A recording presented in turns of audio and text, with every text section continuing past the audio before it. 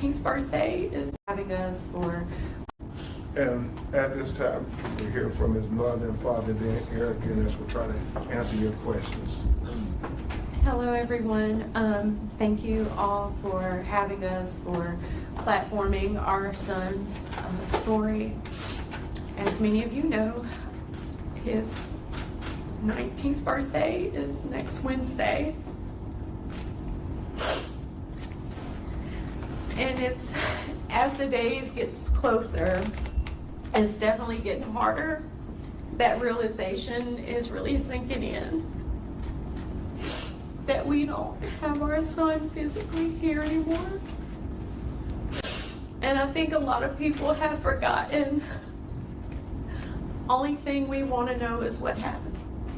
That's all we want to know, is what happened to our son. Because Nolan Wells' family speaks out as the autopsy reveals shocking details in the death of an 18-year-old college athlete. They found his phone still recording, 20 minutes after the search team called off the dive. This case has never been fully explained. What you're about to hear comes directly from the people closest to it. Before we go further, this video discusses a real death investigation. Some details may be difficult to hear. If you're new here, hit subscribe now. We cover ongoing investigations like this one every week, and you don't want to miss where this leads. Before we play the video of the family speaking out, after the autopsy was reviewed, hit that subscribe button. This is the part of the story most people online have gotten wrong.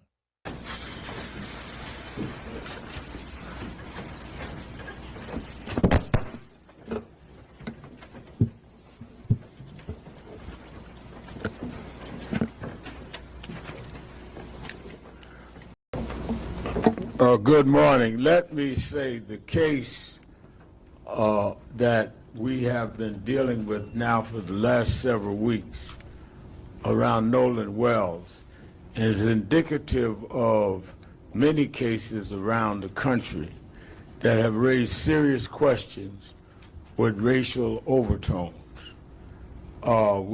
Attorney Crump and I are going tomorrow, where I'm doing the eulogy for a young black man in Madison, Wisconsin, homeless, and they say had a knife, and there's the tape of him being shot, 3 cops surrounding him, shot and killed, 4 shots.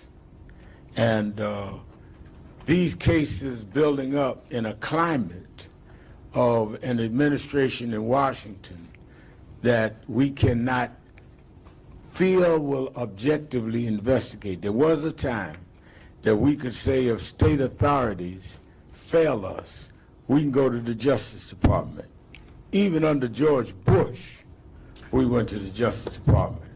We, at this point, have to hope that one, we could deal with civil courts, or secondly, that there's a balance of power with the Democrats taking the House in November, and maybe the Judiciary Committee under that can at least put a check and balance on cases that need to be investigated. But we are right now where we have 2 parents, lovely parents, I've gotten to know them, that really don't have an answer to the question, is it a civil rights violation or not? And we do not know. How do you trust the words of people that say immediately there was no foul play when you haven't even investigated whether there was foul play? How do you trust people that come back from something that happened and never really give you a straight story of what happened, including you have the keys to the car? So when you have more questions than answers, you have to have people that will drive the answers out, and that's what we do. And that's why I've been involved, and that's why we stay involved. And it gets worse and worse and worse. The parent of one of the boys threatening to sue us for asking a question. Imagine that now. Some of y'all call us, what do you feel about the parents? One of the boys said he's going to sue you and Ben Crump. Sue us for what? For saying what happened? So we've gone back that far.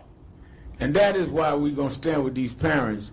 Because usually, you know, I come from Brooklyn, New York. I was born and raised there. I don't come from the South. But my mother used to bring me down south to my grandmother in Dothan, Alabama. And Congresswoman, my grandmother told me, "You see that pen over there?" I said, "Yes." She said, "That's a pen of hogs and pigs." I said, "Yes, ma'am." She said, "Always know something. If you take a brick and you throw it in that pile, the hog that hollers is the hog you hit." There's too much hollering going on in Mississippi that we haven't hit something. I can't figure out which one we hit, but we hit something. Because now they talking about lawsuits, they threatening this, threatening a mother of a child, trying to get her job taken. You wouldn't be hollering if we wasn't hitting something. And we're going to stay on that, and we're going to stay on it all the way.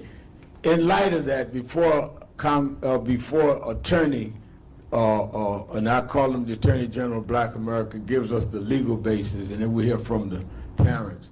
Congresswoman who lived herself through dealing with the whole tragedy of her own son. That's how we met. On a plane. She was a flight attendant at the time. And she stopped me on the plane and said, "Grandma, why ain't you dealing with my son's case?" And we started a relationship. She ended up being elected right here in Georgia and reelected. They redrew her lines, and she was reelected anyhow. The lines couldn't reduce the favor of the people. Congresswoman Lucy McBath. I want to say thank you to Reverend Al Sharpton, and also thank you to Attorney Crump for being the armor bearers for this family, the Nolan's family. It's a really, really sad occasion that we're here again.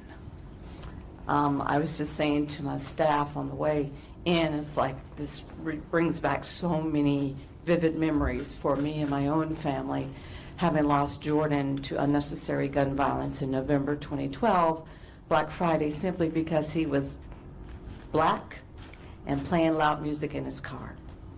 And so here we are again today, here for the loss of another black young man in our community. And we find ourselves asking the same questions. How did it happen? Why did it happen? And this family stands here demanding answers. This family deserves answers. I myself sought the same justice for my son Jordan that they're seeking for theirs, and they deserve answers. And they deserve justice. Justice that should not be denied this family, or should ever be denied to any of our children or our lost loved ones. As a member of the Congressional Black Caucus, I'm the second vice chair of the Congressional Black Caucus. We are demanding a full federal investigation. Kash Patel, we're demanding a full federal investigation as to what has actually happened to Nolan Wells. We want to make sure that every stone is unturned, because his life matters. All of our children's and our families' lives matter. And we must fight back. We must stand up, and we must demand accountability for this family's loss. We cannot turn a blind eye to what continues to happen again and again and again. That's the reason why I ran for Congress, to make sure that we continue to put a face on what's happening to our families and our communities every single day. We must say Nolan's name. Amen. Say his name. Lift his name. And as the national black journalist of this country, you have the ability to be able to lift this story and not let it die. We see over and over again these kinds of tragedies in our communities that continue to happen. And they make it to CNN. They make it to MSN Now. They make it to our local news for maybe 30 days, if that. And then the stories are gone, and the carnage is left with the families and the communities that have lost someone that they love. So I thank the National Black Journalists. Thank you for lifting this family story. Do not let it die. Continue to say his name. Continue to tell his story, because they deserve justice, and it matters. It mattered for me. It mattered for Trayvon. It mattered for Eric Brown. It matters for all of our loved ones that we have lost. As Attorney Crump comes, let me say, as Congressman McBath has said, the caucus has asked the federal government to look into it. For those of us that are worried about the politicalization of the present administration, that is why January becomes important, that we have a judiciary committee that can also monitor when investigation happens now or does not happen. So it won't end there. They may come out with any announcement they want in the next month or so. We having the big march August 28th in Washington we must deal with voting rights. So we have the right people in so we can check and balance. I want to say to people in Mississippi, whatever investigation you come with, once we have a fair and balanced government, your investigation will be investigated. It will not end with what they say in Mississippi. Attorney General of Black America, Benjamin Crump. Thank you so much, Mentor. Reverend Al, thank you for helping not only lead the effort to get to the truth, but keeping this family in your prayers as you have done so many more families, giving them support. I'm Attorney Ben Crump, along with Attorney Eric Hertz, Attorney Lisa Park, Attorney Ahmad Smith. We have the honor of representing the family of Nolan Wells. Obviously, you all have come to know his parents, Christine and Elmore Wansley. And this is hard. I heard Congresswoman McBath, who lost her son Jordan almost 12 years ago, and it's still raw and emotional when you hear her talk about the loss of a child. I mean, he's not coming back, and that is the story. Everything else is just, hyperbole, is distractions. The story is what happened to Nolan Wells. Somebody knows something. Somebody saw something. I'm thankful to Reverend Al Sharpton and Mr. Tyler Perry and Terrell Owens and Byron Allen putting up these rewards. I understand others have now put up rewards, and that's good because that means we all have the same objective. We want the truth about what happened to Nolan Wells, and it is urgent. It is urgent because each day that goes by, you worry, will we ever get to the truth? And so that's why we want to thank CBC for calling on the federal authorities and anybody else who has resources to help this family get to the truth of what happened to their son. I know I was talking to Kristen Clark, and she said, no, let's make sure that all taxpayers' money that goes to support federal resources apply to our children too. I mean, let's say that nobody should say, oh, it doesn't matter that much because it's a black child. No, it matters. All of our children matter. And so we are going to continue every day to say his name, Attorney Hertz, Attorney Park, Attorney Smith, trying to work with the local district attorney to give them what they need to do a thorough, fair, full, impartial investigation. That's what we're asking for. Everything else is just a distraction because Nolan's birthday is next Wednesday, August 19th. It is going to be extremely difficult for his mother, his father, and his family, because this August 19th will be like no other that they've ever had for the last 19 years. I mean, it's a milestone when your child gets to be 18 years old. You try to breathe a little easier, Reverend. Now you say, man, we almost got them there. They're at the cusp of being an adult, cusp of manhood.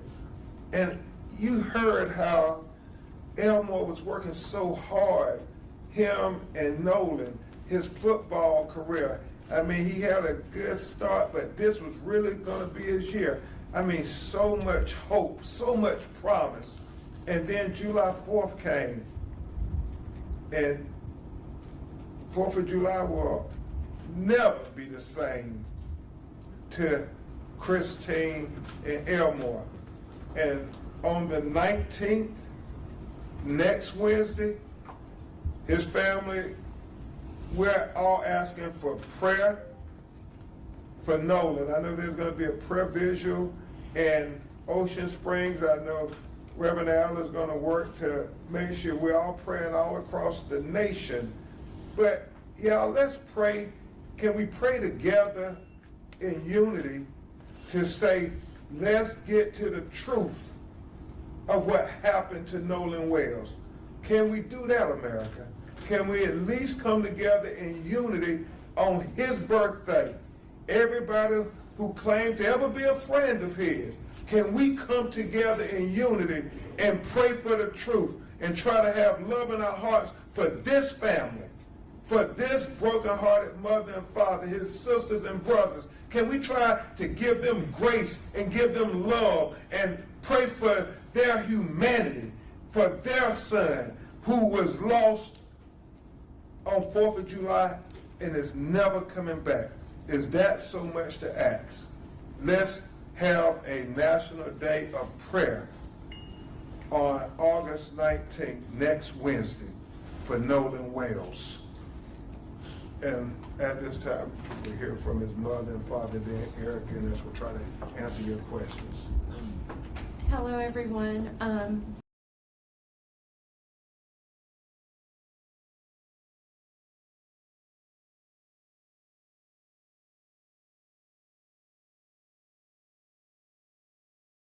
Before we continue to play the video of what the mother said concerning his son Nolan, if you're new here, hit that subscribe button now. Hello, everyone. This next part is the thank you moment all that changed for how having us, investigators for looked at this platforming case. our son's What you're about to hear story. hasn't been covered anywhere As many of else. you know, The way we're about to break it his down.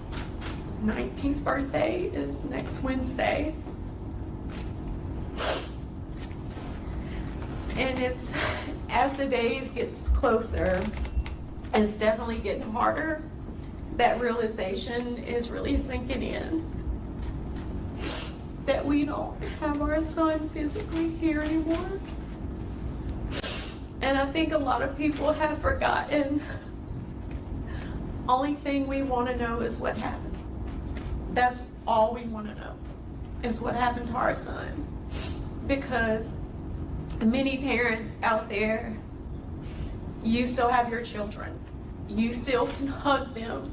You still can call them. You still can celebrate their life with them. And we do not have that anymore. Our lives have forever changed. This new normal is something I would never wish on anyone, not even my worst enemy. The hurt that we feel daily, the conversations that we have to have, not just with each other, but also with our other children as they are grieving as well. So we ask that everyone, please, next Wednesday, join us in prayer. As for us as a family, but also too for everyone out there, but especially for Nolan in the process that we're going through. And again, we thank you so much. First of all, I want to say thank you to everyone who's constantly keeping our son's story in the forefront. You don't know how much we really appreciate that. Nolan brought light to our family. He was the fun in it. And with his birthday coming up, like my wife said, we have to deal with a new normal. Who knows what these years are gonna bring, but we know that these years on August 19th is gonna bring a lot of hurt, some laughter as we think about memories, but as far as our family, a very big piece will no longer be there. We just want the truth. We just want to know what any other parent would want to know. We're asking the questions any parent would ask. And if you feel that something's wrong with that, then that's a problem that you have to deal with. But as far as us and our family, we're just asking for truth, transparency, and to please keep us in your prayers. Next week is going to be a hard week, and the years follow are going to be hard. Thank you. Thank you very much. Christian and Elmore, it never gets easy, Reverend Al. And they're asking, I know Reverend Jamal Bryant is coming to Ocean Springs. Anybody who can come to Ocean Springs to be at the prayer visual with them on Wednesday evening at 7 p.m., please come. And if you can't come, please have prayer visuals in your city and your communities. We need to find out what happened. Attorney Hurts, Attorney Parks, and Reverend Allen, as we're trying to answer your questions. The family, obviously, the motion, they'll try to answer questions if they can. Any questions? Yeah, what's up? Hello, my name is Logan John, an MBJ. Yeah, give us where you're calling, where you. MBJ News. Okay. What do you believe accountability and justice for Nolan Wells should look like? It's very simple. As we always say, if it was your child, what will accountability and justice look like? Well, that's the same thing they want for their child. Whatever it would be for your child, that's the same thing they want. Whatever investigation you would do for your child, that's the same investigation they want. We're not asking for anything special. We just want equal justice for our children too. And I think that we must be very much emphasizing is they have said, again here with the press conferences and statements they made throughout, when they started at our headquarters in Harlem speaking to the press, they're not trying to come to a conclusion. The other side did, saying that there was no foul play. They're trying to tell us what happened. And we're going to stand with them on that, and as well as other cases around the country. Yes, sir. I'm Ezekiel Telemacher with ABC 24. There's been a lot of misinformation and rumors spreading on social media. Is there anything that you guys would like to debunk that you've seen that has stood out to you? Let me just say this. Well, I mean, I think that social media has distorted a lot. I think for myself and Ben, we're public figures that you're gonna have social media lie on us every day. I don't even know if I'm really here according to social media. But what hurts us is the distortions they've done on the family, where they've harassed her in her job and sent stuff to their house, distorted with the father's question. They didn't ask to be public figures. They only are trying to get justice for their son. So I would just say, whatever social media people are trying to get likes and hits and all, do that against people like me that offered ourselves public. They didn't ask for this. All they want is what happened to their son. And I'll simply say this, because that question has come up, and I released a statement, and I want to be clear about it. We defend the First Amendment rights of content creators reporting on Nolan Wells' case. We stand with content creators, independent journalists, and citizens who are responsibly reporting on the Nolan Wells case and asking legitimate questions in pursuit of truth and accountability. The First Amendment protects robust public discussion on matters of public concern, and those protections are not reserved just for traditional media. We are deeply concerned when cease and desist letters, threatened lawsuits, or other legal pressure become tools to intimidate or silence lawful scrutiny. There is an important difference between knowingly spreading false information and asking questions. Examining, I want to make sure I get it exactly as we say it. Okay.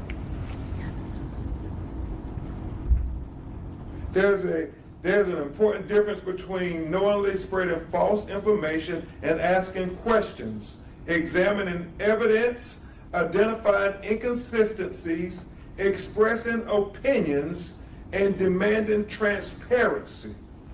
Reporting should not be silent. Reporting should not be silenced, and legitimate questions should not be met with intimidation. Those seeking truth and accountability in the Nolan Wells case have every right to continue asking questions and demanding answers, because we are America and we have a right to the First Amendment that includes black people and all people. Hi, Denise Clay Murray, Philadelphia Hall Monitor. My question is for Congressmember McBath. Has the formal request for the FBI from the Congressional Black Caucus been delivered to the FBI, and what deadline have you given them for a response? We've actually we've actually written a letter, a formal letter, and it's already been executed. We've already sent it forth. We are giving them time to respond. We did not give them a specific deadline, but we did say that we are expecting to have an answer as soon as we possibly can. Attorney Crump, Ryan Young from CNN. Thank you to the family again for standing here and talking to us. There's been a lot about the meeting that you were supposed to have with the DA's office and the cooperation that they were supposed to be giving. Can you update us and tell us whether or not the family has had any contact with the DA's office? Are they talking with you? Have investigators put their arms around you at all? Attorney Eric Hertz and Attorney Parker, please. I'm Eric Hertz, law firm Eric J. Hertz, PC, and I am heading the independent investigation in this case. I think the first thing, before I get to the exact question, is what's worse than losing a child? Probably nothing. But what makes it horrible is not knowing, and transparency is the key. So with us going into this case as doing an independent investigation, we first thank all the people on stage, all the people that have helped, and we thank you, the media. We have had much communication with the district attorney, and I feel that is confidential. We have cooperated, I can tell you that, and we would just want to cooperate like anyone else would have to cooperate, and we're continuing to do that. It's a duty to our clients.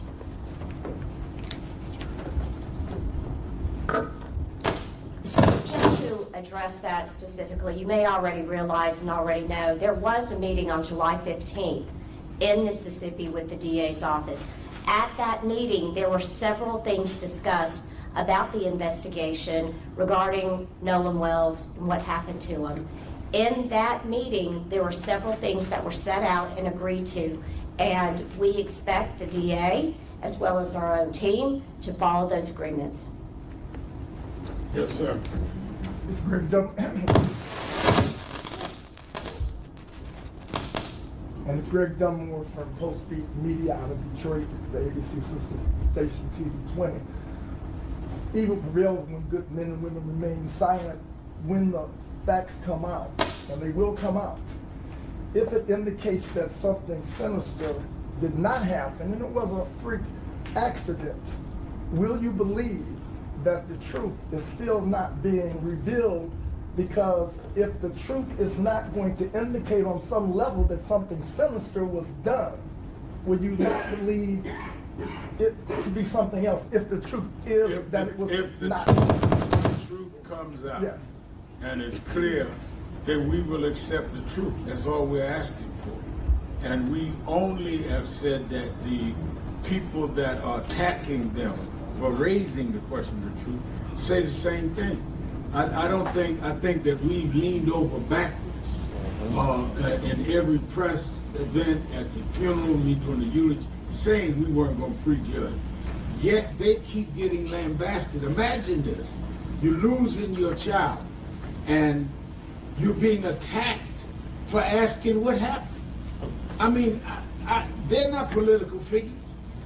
Why are they under attack for asking for the truth? So it's not about us accepting, it's about whether or not those involved can accept. Yeah. Yes, you know how much Black Wall Street Times. Well, they always try to shut us up. I will not be silenced. Yes, Yes, Nehemiah Franklin. Don't move the mic. Okay. Try this again. Okay.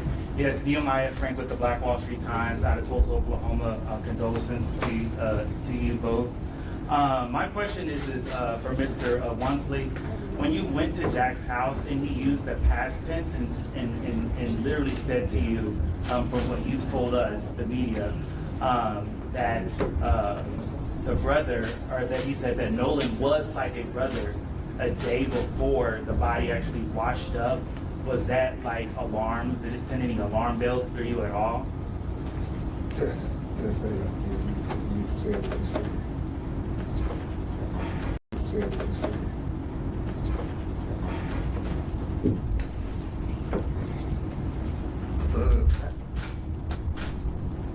Put yourself in a father's shoes and you just found out that your child is missing. The only thing you want to know is where he is. Trying to go back and think about specific words at that moment, I wasn't thinking about that. My mind and my focus was finding my whereabouts of my son. Hey, Tom Jones, reporter for WSB TV here in Atlanta. I keep hearing about this young lady that Nolan left with. Has anybody managed to talk to her? I think that what we're trying to carefully do is not impugn the investigation.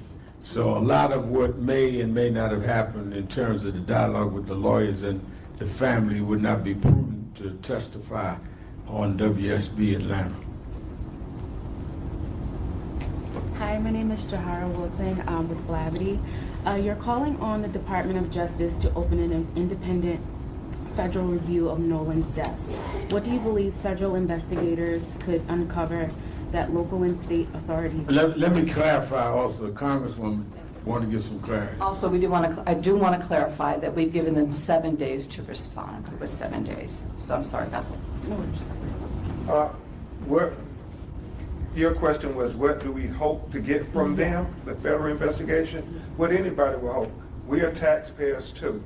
It's the federal resources that can offer resources to help investigate the matter thoroughly.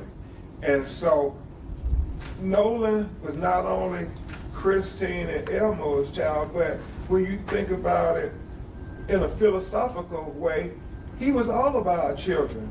But by the grace of God, it could be our child next.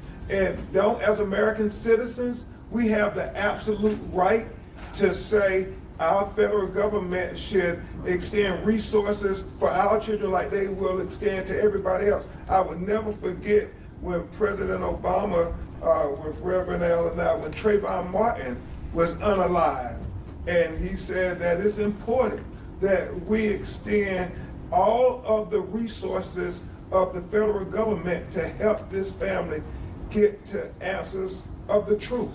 And that's all you would want if it was your child. That's all they want if their child. Every resource available, help us get to the truth. And let me say that and answer that.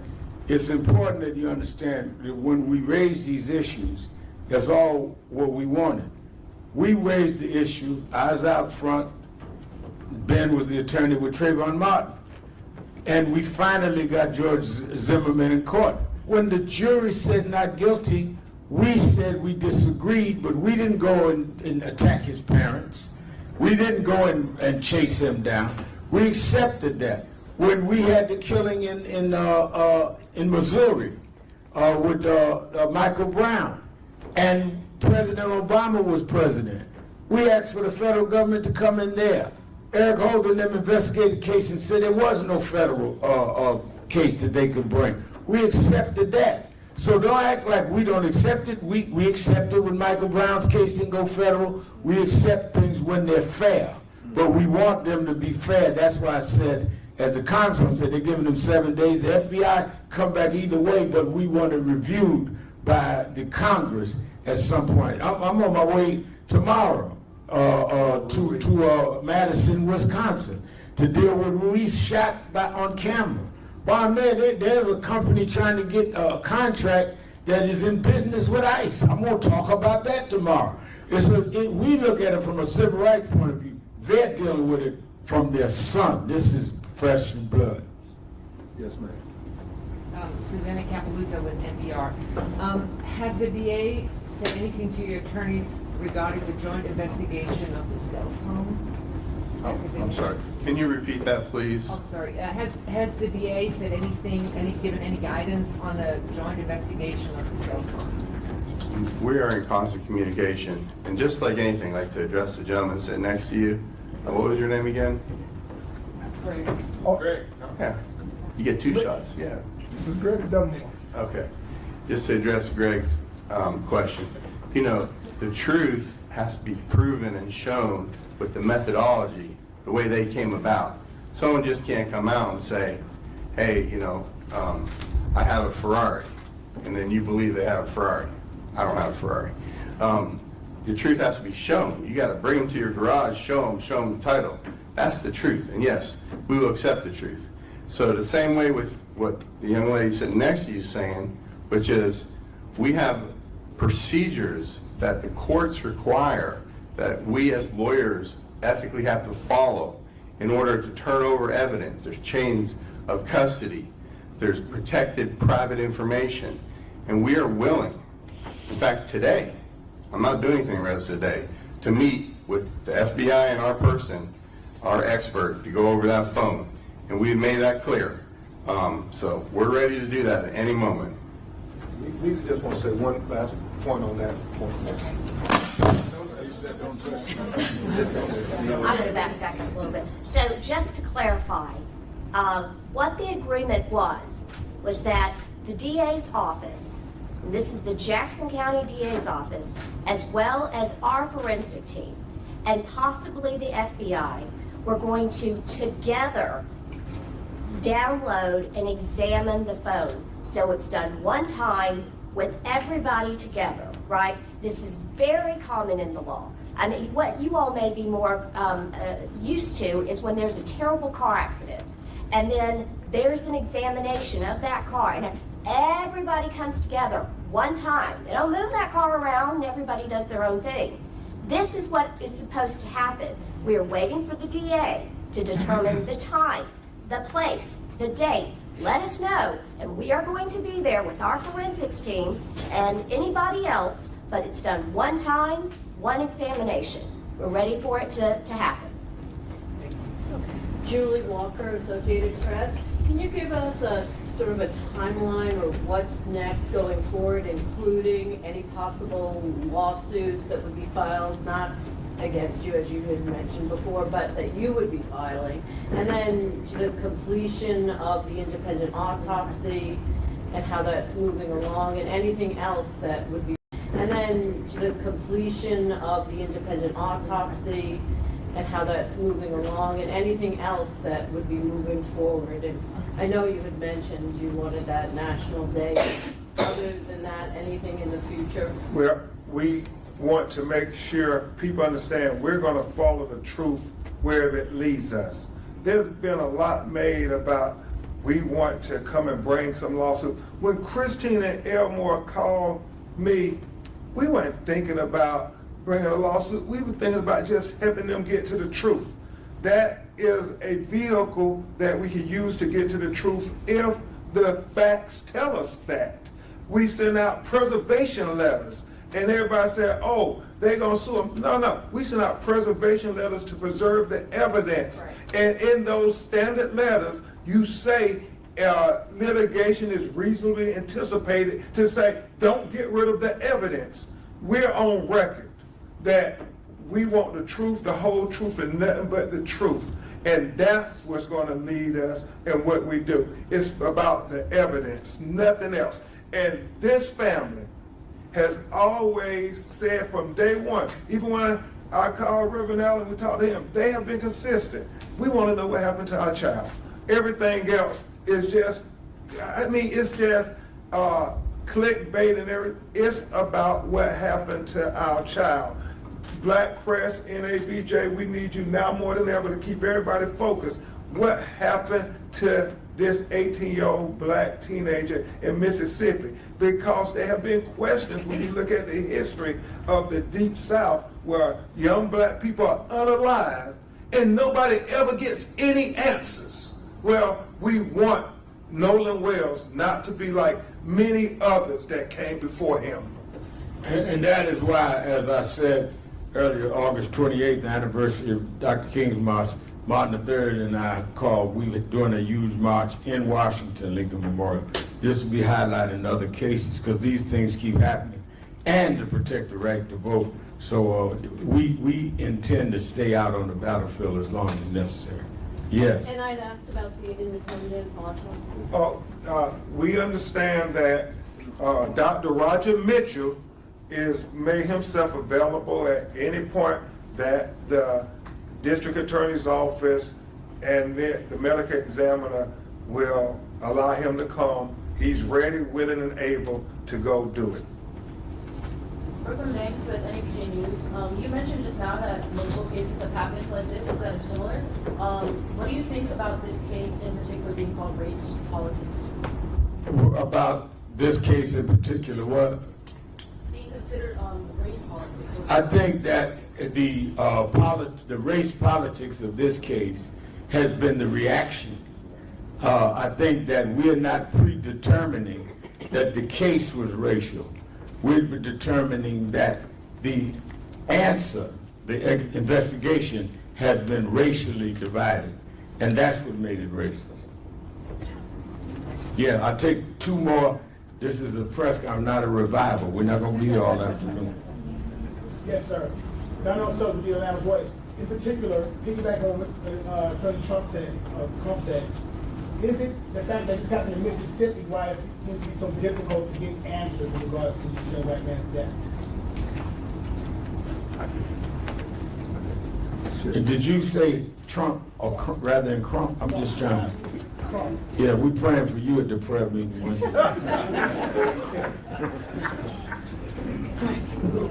I want to keep an open mind. I know there have been several attacks on us just for asking questions, and it's okay. I mean, when you think about Mississippi, they attacked all my heroes. The governor's predecessors, they attacked, Ida B. Wells, Medgar Evers, my personal hero, Thurgood Marshall, Dr. Martin Luther King, for saying that we're going to stand up for black life and black humanity and the right to black people to have the Constitution applied to them as American citizens. So I'm unapologetic in my defense of black life, black liberty, and black humanity. God has a calling on all our lives, and when you figure out what that calling is, you don't second guess it. You say, God, I know why I put on this earth, to be there to stand up for our people in times when they have nobody else to stand up for them. And so whether it's Mississippi or anywhere else in the deep South, or as Malcolm X said, I heard they discriminate against black people in the South. He said, I guess my definition of the South would be anything beneath the Canadian border, because last time I checked, they discriminate against black people all across America. And so what we're saying is we are open-minded. We want to trust them, but we can't be naive. We have to verify everything, as Attorney Hurt said. Whatever conclusions you come to, we want the methodology.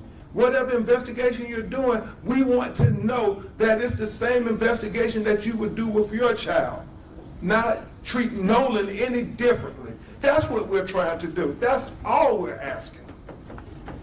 All right, we're going to take one more, and then we have to take the family out. Jesse Jackson Jr., who has his own radio show. I represent KBLA today. Let me ask a question, Reverend Sharpton, Reverend Crump. Nolan Wells' body was found on federal territory, Horn Island, run by the National Park Service.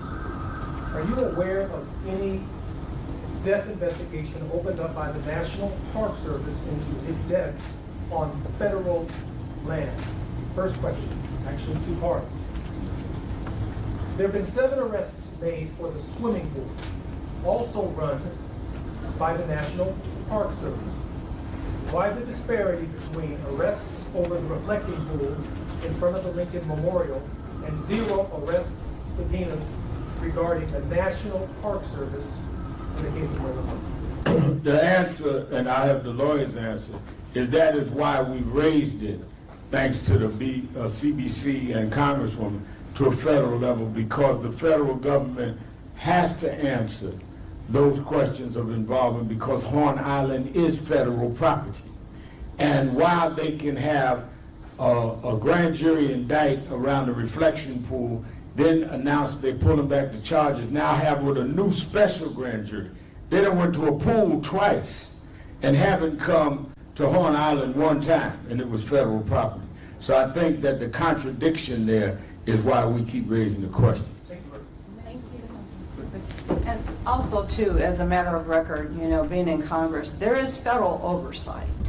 And I sit on Judiciary Committee in Congress. We also have the Senate Judiciary Committee. And oftentimes there are a lot of these kinds of investigations that come before us because we have the authority for oversight. So since this is considered, at this point, would be considered something of national federal interest, that is the reason why we're asking for the accountability to make sure that this is not just swept under the rug. Thank you, And I'll say in conclusion, thank you to the media. Now more than ever, the 4th branch of government, we need you. NABJ, we need you now more than ever. We're talking about Nolan Wells, but remember, there were 2 other 18-year-old black teenagers who were unalive in highly questionable situations. Tyler Smith and David Urban. And we need to be talking about these children. We got, you know, the young lady, Alyssa Hackett, who was, I mean, brutalized by a state trooper and who cursed her. I mean, she's a tiny black teenager. And, you know, Reverend Allen, as we were looking at the video, as a girl dad, I mean, if a police officer can't have an interaction with a black teenage girl without body slamming her, cursing her, and punching her in the face, what does that say about where we're at in America in 2026? This is about covering those stories, even when people who may run your news outlets don't want you to cover the stories. We need you to give us a voice in the tradition of Ida B. Wells.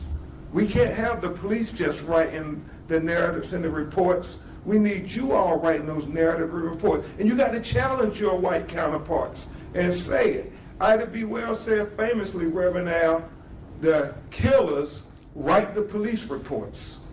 No, we need NABJ to write the reports and the narratives. Thank you. Thank you.